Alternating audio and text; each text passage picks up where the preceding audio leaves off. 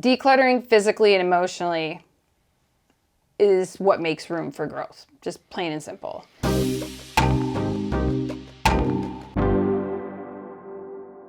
Hello, truth tellers. Welcome back to the ADHD Scapegoat podcast. I'm Angie. I'm Jeremy, and today we're going to talk about the double meaning of spring cleaning, physical clutter and emotional clutter, plus why ADHD brains struggle with organization, and why toxic relationships feel hard to let go of. Yeah. That's a lot. Well, I think it's fun, especially like around springtime. It's always an excuse to kind of declutter, right? And pick up stuff, remove things, like, you know. And I, being the ADHD scapegoat growing up, was very cleaning was kind of a therapy for me. It's how I developed OCD, but it always felt really refreshing to have this clutter-free space. And as I've grown through my healing, understanding how important that is for your emotions and your mental stability as well. So I thought it would be kind of fun. So ADHD people struggle with clutter because a lot of it is due to object permanence. So it's like that out of sight, out of mind phenomenon. So due to the difficulties with attention and working memory, which are key aspects of ADHD, this manifests as like forgetfulness, losing items, forgetting tasks when you're not actively focused on them. So like, I need to have the area that I am currently in to be clean or organized in some sort of way, no matter what space I'm in. So, but if I have clutter in other places around the house that I can't physically see at that time, I can forget about them, at least for the time being, but sometimes forget about it at all. So I could have already started a task in another room, but had to pause because kids, and then completely forget that it's half done just because it's out of sight, out of mind. Do you run into me doing that often? Yeah, you're always organizing something. Like, you're always like, I'll come downstairs for lunch and you'll have your office rearranged or like things moved around. I'm like, what are you doing? I thought you were doing whatever today. And you said, I just can't work in here when it's like this. Or yeah, that happens. I had to go to the basement yesterday to get some. I cleaned my sourdough proofing basket liners. Oh man, yesterday. His bread baking is that's a whole other podcast. Oh, it's so good. But I went to hang them up yesterday, and I kind of looked around and I said, okay, she organized some stuff in the basement. You did. You moved some stuff over like by Did I? Where the rack is, where we have the paper towels and stuff. It's much cleaner than it was. Yeah, the basement's getting out of control again. I have to dedicate some time to that. Again, it's another. That's talk about out of sight, out of mind. You're down there all the time though, so doing laundry and yeah, which I love and also loathe. But sure. yeah. So another part of why ADHDers struggle with clutter is decision fatigue and overwhelm. And you know this, babe. I get my cleaning mode. I take a deep dive into that cleaning project. And sometimes I don't realize, I've gotten a lot better at it, but I don't realize how big that job is until I like really start working on it and getting into it. So I can get overwhelmed and feel like especially if I'm reorganizing something, that rearrangement I just created, I don't think that's working. And it's, 6 p.m. and the kids, it's time for their showers or their baths. And like, I have to end for tonight because I've already done my whole day. I'm spent. And so I kind of have to pause. And so, yeah, it can be a complete mess right now. And it seems like one of those things I should be able to just pick it up for now. And I can't do that. Like, I can't do You can't half-ass it. I can't half-ass it. You have to whole-ass every cleaning project. Yeah, that's where I think you get like sucked into it. Right. Where reorganizing the basement turns into 2 full weeks of nonstop attention. Right. And then I also, like, when I was single, before I had family responsibilities, I would just dive in, and I didn't really run into the decision fatigue and the overwhelm because I didn't have distractions or I didn't have responsibilities pulling me, away. So it is a hard thing to acknowledge and understand, but once you feel it, and like, you'll know when you're going through these, whether it's deep diving into cleaning or if it's any sort of project that you like kind of jump into because your interest is there, your motivation's there. A lot of times that's why I stop and have to clean, because I've gone, especially with the basement example, I've gone down into the basement to look for something however many number of times and just gotten so annoyed with, and I did a huge deep clean on the basement. Yeah, we've done summer. it a couple of. I think it was 2 years ago. Yeah, see, it's like it's gradually It's starting due. to get worse, and so it's due, and it's just like, okay, I can't keep going to do this thing and actually have to do 4 other things before I actually complete that thing, and so your frustration builds, and that's a motivator too. I think that's out of necessity though, right? Like that example you just gave was, I'm having trouble finding things, so cleaning the basement is a priority. It's not just something that... Right. It's not a form of procrastination. No, but it can be. Like, that's the whole thing. I think people who don't have the issue of not being able to half-ass it, they can just half-ass it, and they'll just keep running into that frustration every single time, and they don't say, this needs to change. I can't keep hitting this, moment where I'm dealing with this over and over and over again, but they don't have, it's not enough of a motivating factor for them at that point.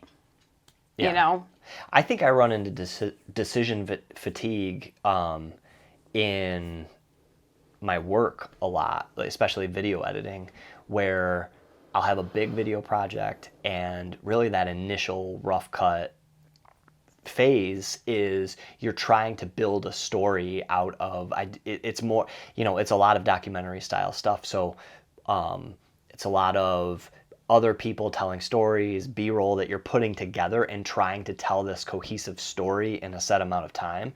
And that initial like rough cut is daunting because you're really trying to find what it is you're looking for, and should this shot go here or here, and at some point you just have to say, okay, that's good enough for today. I can't make one more decision about what shot to use here. It has to be good enough today because I have to go make dinner, or I have to go play with the kids, or I need to sleep. And it's like, I run into that all the time, but it can also be a good thing, right? Like, I like the idea of you get it to a point where you're ready to do the next thing, and that's where you cut it off. Right. And so that you can really approach it with some momentum the next day. Right. Which I know that you and I have talked about that before, and you talk about like not half-assing things. It's hard for you to do that. It's hard for you to say, okay, I'm ready to do, like, you don't leave that one more thing for the next day necessarily. Like, you're like, okay, I can just get that done right now. Right. And I think part of it is, like we always say on here, is just becoming aware. So understanding, okay, I'm doing this again. I got to the point where I dove in and I didn't say, pace yourself. And, you only have this much time right now. But now that I've used systems to navigate and I don't run into this overwhelm with that, then I can actually block and say, okay, I'm going to do this from this time to this time. And then if I have to write down or make a note on my calendar, this is when I'm going to jump back in. So I have my leave off point wherever I had to, drop that task and go, this is where I'm going to start off. That relieves the overwhelm from my brain because I know I've set aside time to jump back into that. So I'm not sitting there. When I don't do that, you sit there and you go, oh, I still have to do that thing. I still have to do that thing. I have to finish. Somebody's going to trip over that. But, you're running all those scenarios in your head because you haven't plotted it out. And it doesn't mean, like, say I plan it, say I can't finish it today. I'm going to push it to tomorrow afternoon and then something comes up. Okay, I still have that there. It just needs to nudge. And sometimes it nudges to the point where I'm like, that's not really that important. I'm not going to do that anymore. But it's also a learning process, and it helps your awareness around, prioritizing too. So yeah, I that's something that you've helped me get really good at, and through practice, right? Like through your suggestions of make a list so that you can prioritize. But I've told you a couple of times recently, like I had a lot of things that I needed to get done at work, and I knew I could only get through 2 of the 3 things, and I focused on this one thing, and that's all I got through. And I stood up and I said, you know what? It's the end of the day. I'm going to just be happy that I at least got that thing done, and showed some restraint, because you're right. Like before we had kids and like a family, we could separate and say, you know what? I'm gonna stay. Hey, I'll make you dinner, but then I'm going to work on this thing until midnight and then go to bed and wake up and be cranky in the morning or whatever. But I think you've really helped me, like some of these practices of prioritization and list making and things, and being able to say that one is done and that's all you're going to do for the day, and then be happy about that and find something new to focus on for the rest of the day. Right. And even just writing down the list allows you to say, this is important. I want to get this done. So it removes it from swirling anxiety in your head. And it saved me from a lot of overwhelm, because when you don't have that expectation of the list, you're like, oh, I think I had one more thing to do, or I need to do these things. Or you're just like, I am forgetting something, and maybe you're not. Yeah. But you didn't write it down, so you feel like maybe something might be off. And then another way that ADHDers struggle with clutter is the emotional attachment to things. So this is an example. When I was a kid, we moved around a lot, and each time we moved, we had to throw out or donate things that my dad deemed as things we don't need to move. Like, we don't need to pack that. There's, space, and, he was always very organized about packing, which I picked that up. Probably due to necessity, survival necessity, but still, I like that I picked that up. He really figured out how to get everything in and spend the least amount of money on, the trip, or the, which truck we rented the U-Haul to move and all of that.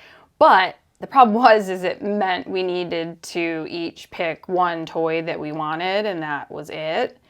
And I had this baby doll that I loved so much that it was just like this. It had like a plastic face that like looked like a human face, and the rest of it was like this fabric. It was just like a newborn, but I don't know why. I just loved that doll. But I didn't want to get rid of my cars or some of my other toys. Like, I had a really cool Cabbage Patch car seat thing, and so I would pretend to sit in my mom's car sometimes, like when it was just like parked in our driveway, and I would like buckle in the Cabbage Patch in the back seat, and I would like pretend to drive and all that. And I didn't want to get rid of that. Like, there's things that you accumulate that, especially when you're,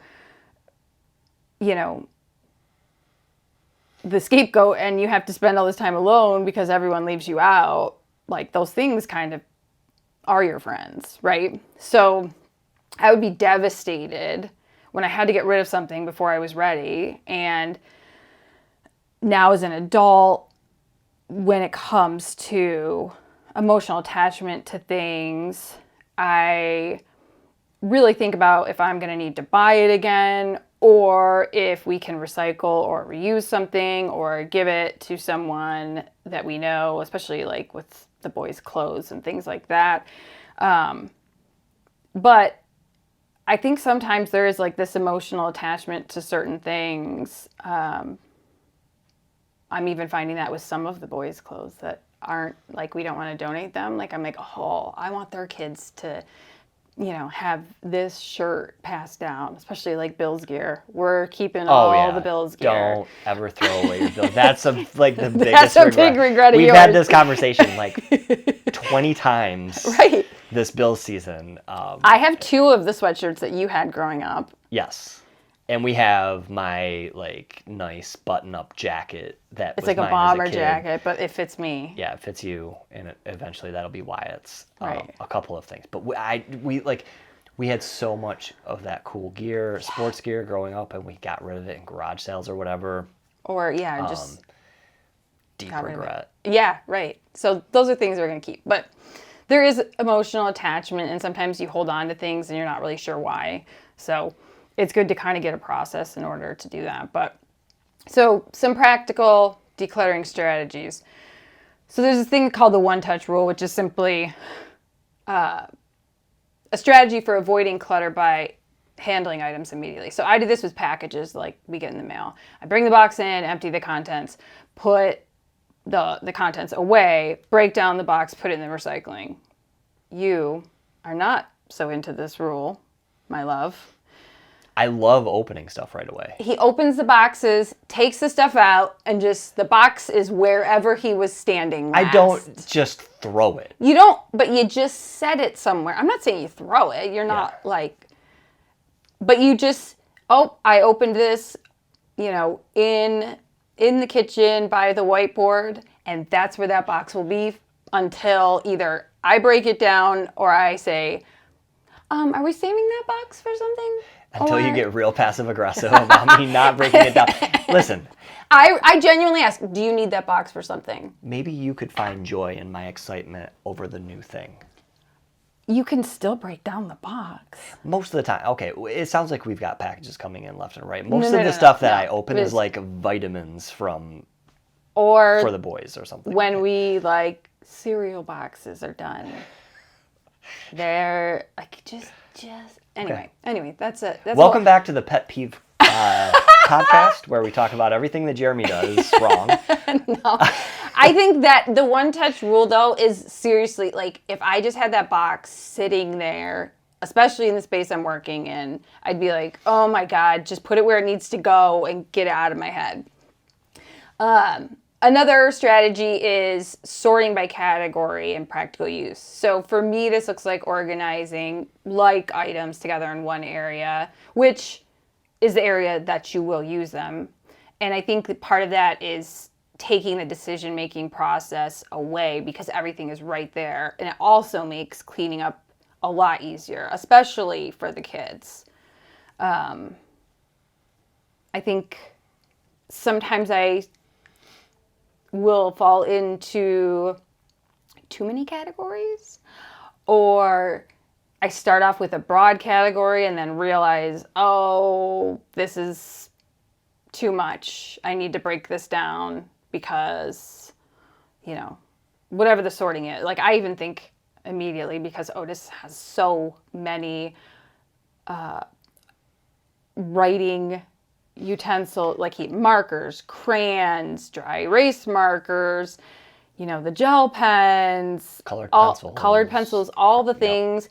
And, he has different size markers or different types of markers. And so it can get really, really overwhelming. And it's easier for him to put them away if they're categorized into the smaller categories. It can't just be markers, because there would be Sharpie somewhere.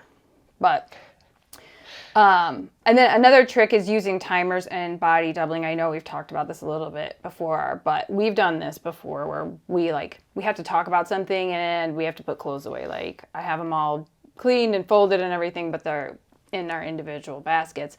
And so we'll just do this, let's just chat while we're putting our clothes away, because it's a mindless activity that you can sit there and talk or, go over something. And it just kind of helps us both get that thing done. And we also accomplish this conversation that we wanted to have. And I've done this with the boys, probably more so with Wyatt, but like I'm trying to get them to clean up something. I'll be in the same room as them and guiding them on what they need to be working on. And I'm doing something else that is, helping the process, but we're still in the same room. So we can chat, they can tell me stories, it's usually them chatting, but, and like they can check in with me if they need help with anything as they're doing it, or, oh, Mom, I got stuck, I can't find this thing, and then we can work together. But sometimes you just need, someone else to be there for the body doubling, just to feel supported. And I've done that, with my coaching teammates and stuff where, just trying to accomplish something and just being on the computer on Zoom and being silent and just getting our stuff done. And then, talking if we need to or asking a question if we need to, but kind of just being like, I'm dedicating this time to doing this. And if I just have someone there, I feel like I'm supported and I'm more likely to get it done. So body doubling doesn't have to be you're both doing the same task. Not like both working in a Google Doc together, but you're both answering emails or you're both writing. It could, you could. Newsletters. It could be. Or it could just be like, hey, I need to get this work done, but I keep putting it off. I keep procrastinating. I'm not really sure why. Could we be on the computer? Like, do you have work that you need to get done that you're avoiding? Let's both do that work that we're avoiding. And sometimes when I was still, getting my certification, it was, hey, we both need to get this done before graduation type thing. Let's work on that. And that's when you're like, hey, if you get stuck on something or we have a question, we can talk about it. So we do that a lot in person where I'll have something to do at night and just say, hey, do you have any work to do because I have to do this thing? And then we'll both just be in the living room with our laptops doing our work together until a set time. And then we close it out down for the night. I guess I always thought of body doubling as you both have to be kind of working on the same thing, but no. It's just having someone in eyesight to hold you accountable to sitting there and doing the work or standing there and doing the work. And I even look at it, sometimes I think holding people accountable can kind of feel like, oh, you're forcing me to do this thing. And that, that comes from trauma. But it's also just like, hey, can we do this thing together? It's almost like cheering someone on or, oh, I feel really like excited to do this now because you're also going to be getting something done. So I think we're both benefiting. Yeah. And then the last thing is kind of letting go of the someday mindset. And I really cracked down on this during COVID after watching the Home Edit ladies. I love them. And they show you how to give items their own designated space based on the need, like your needs or the needs of your family. And if items start to overflow in that space, then you need to go through and determine what needs to go, or if something got put in there, by accident. And if it needs a new home or you need a new category or you really don't need it at all. And it's a great rule to say, hey, when you're first kind of purging everything the way they do is exactly how I've always cleaned, by the way. Since I was a kid, I purge everything so I know what I have so I can create the best system. So I was like so excited when I saw that they were doing that because that's what I've always done. But understanding that these are all the things that I have that I'm not willing to get rid of, or these are the things that we need. This is how much space it needs. That also helps your inventory when you're going to, to Target or to the grocery store to see what do we need. Something's normally in this space and it's not there. Oh, we need that item, right? So it's super helpful. So next, let's move on to the emotional and relationship clutter. So as always, awareness, recognizing these toxic relationships. The signs of scapegoating and emotional abuse, if you go back and listen to episodes number 11 and number 13 about narcissistic abuse and emotional abuse, to become more aware of what this abuse looks like, you can navigate these situations with confidence. It's all about the knowledge, understanding what it looks like so that you can recognize your own internal feelings about it and how it matches the knowledge and awareness. So you always use, your heart and your head together. Guilt, obligation, and fear around setting boundaries, that if you go back to episode 6 or 17, those are good resources for that as well.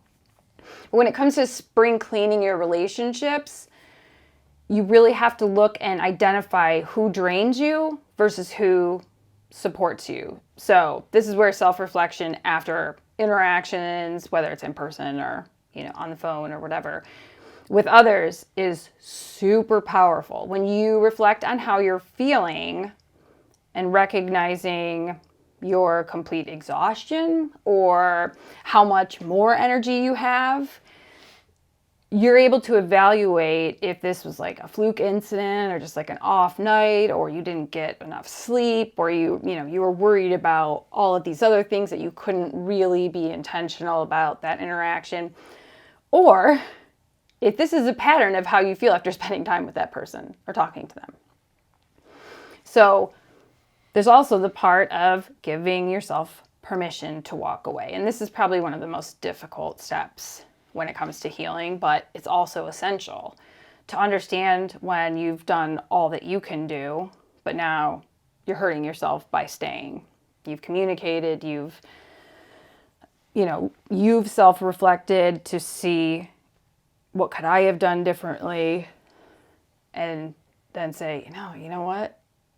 This is a them issue, and I need to go. Practicing low contact or no contact strategies. So work with your therapist and do this in coaching, but deciding for yourself what you're comfortable with. No contact doesn't always mean forever, and sometimes it does. If you test out low contact and you realize how much you miss that person, then you can work on a strategy to have a hard conversation, come together. Why you needed that space to begin with can be discussed. What was the break that happened in the relationship for both of you? Like maybe you both wanted to distance yourself and come back together. But there's also sometimes when you go no contact and you see how much your mental health has improved, you have no desire to go back, right? But sitting back and actually reflecting on that is super important. And then finding healthier support systems. I've said this a million times, but safe relationships are key. But unless you gain awareness and knowledge around the patterns of this behavior that you are displaying maybe, or what those around you are displaying, you can't tell who is safe or not. Feeling comfortable with chaos comes from trauma, and you have a much harder time finding actually safe relationships if you're still working from your trauma brain and that being your comfort zone. Right? Makes sense, yeah. And I think I might have brought it up in another podcast, but I brought up how I was working on some healing stuff, and you were like in the shower, and I came into the bathroom. I was like, I'm so sorry I talked to you like this. I was just reading about this, and I realized I've done that in the past. Like, I've responded in this way to you, and I'm so sorry. Ugh. Like, I acknowledged it. I understood it better, and I was like, oh my God, I'm so sorry, And it's really important to, it's kind of validating to see how much you've grown and understand those things better, but also to go back and say, whoa, I don't like the way I showed up there, and I know I haven't done it in a long time, but ew, I did that, and I'm sorry. I don't like that, Ew, indeed. So to wrap it up, decluttering physically and emotionally is what makes room for growth, just plain and simple. And for ADHD listeners or childhood trauma survivors, small steps lead to big change. And I know it's easier said than done, especially when our ADHD brains get fixed on something or we're like really down in a low place in our trauma. We can go into like this all or nothing state, but really try taking small steps forward so that the emotional backlash isn't as harsh if you go all in on something and then you regret it, because you don't need to add on regret afterward when you're really trying to move forward and make better decisions. So kind of taking small steps, whether it's cleaning, just we've talked about it, one drawer, the way they do on the home edit, just start there, start in this one space. And it's hard for me to stop because I get really jazzed about, oh my gosh, look how neat this is. I love it. Like even when I organized Wyatt's crayon drawer thing and it was like all rainbowy and it was like a small thing. It took a little while, but it looked so good and I was like, oh my God, I can't wait to do the next thing. But do it step by step so you don't get overwhelmed. And not only does that open up room for growth, whether it's physical cleaning or emotional cleaning, you go, oh, I feel confident going into the next thing. And I'm actually excited to take that next step because I just did this thing and I'm really proud of it. And I can move forward taking that with me. And I don't have regret because I didn't jump too far or get overwhelmed with starting a project that was too big. So want to leave you with a journal prompt. And I'd love for you to either post questions below the video or on any of the social media. What or who is taking up space in my life that no longer serves me? Journal about it. Write about it. Kind of come up with some ideas and really self-reflect on, the last time you felt overwhelmed with your house clutter, or the last time you had that interaction with your friend and you were drained for 2 days, right? So until next time.